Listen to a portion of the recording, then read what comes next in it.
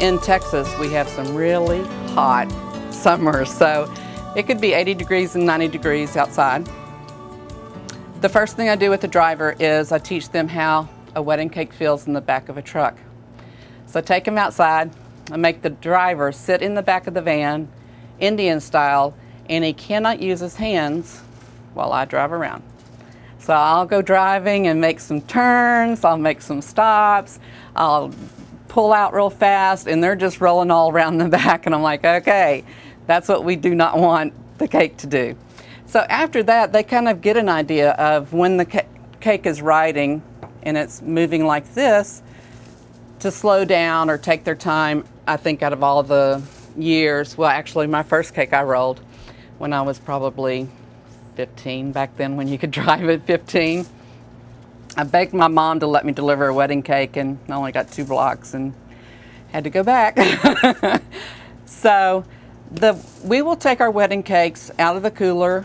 We start our cars before, get the air conditions going really good, and we have actually taken all the seats out of a van and leveled it out with a level. So we've built a platform, and then we have the slip stop, which goes under rugs, and we have that all over the van. And we will put them in according to how many stops that he has. And before he can leave, somebody that does not have an investment in that cake, another decorator, a front person, or myself, has to go out there and read the entire order to make sure he has the right wedding cake, the right groom's cake, a stand, the bride and groom, everything that pertains to it, and then the extra boxes. We can do 3 in a van at a time. We can drive them 6 or 7 hours away, whatever it takes. But we just have a really good system for delivering, and they all get there standing up straight. Now, we have had some things go wrong. I did a cake called the pansy cake, which was sugar flower pansies all the way around. And I finally said, I'm never doing another pansy cake, because it fell twice. One of them was, this is what we do. If the bride's wedding is at 2, the cake leaves here at 12. That's 3 hours before she walks the aisle. As that cake delivery is out on the road, the driver has 5 minutes, if he ever gets lost, to call in. And he has to talk to a supervisor.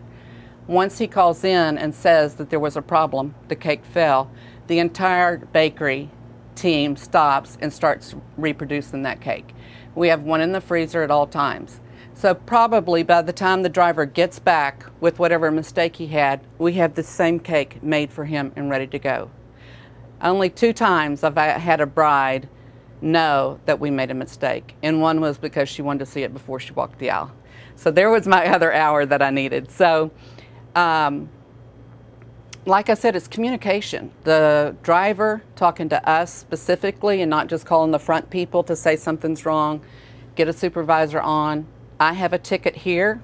I have the same copy that he has in his truck, so I can read it and make all the decisions of maybe I have to give them a bigger cake. Maybe I have to give them a smaller cake, but it's the same design, but then I'm gonna give them sheet cakes. Whatever it is, then the whole team here is ready to help the driver. And so by the time he gets back, he hardly has anything to do except clean up the truck and put the new cake in.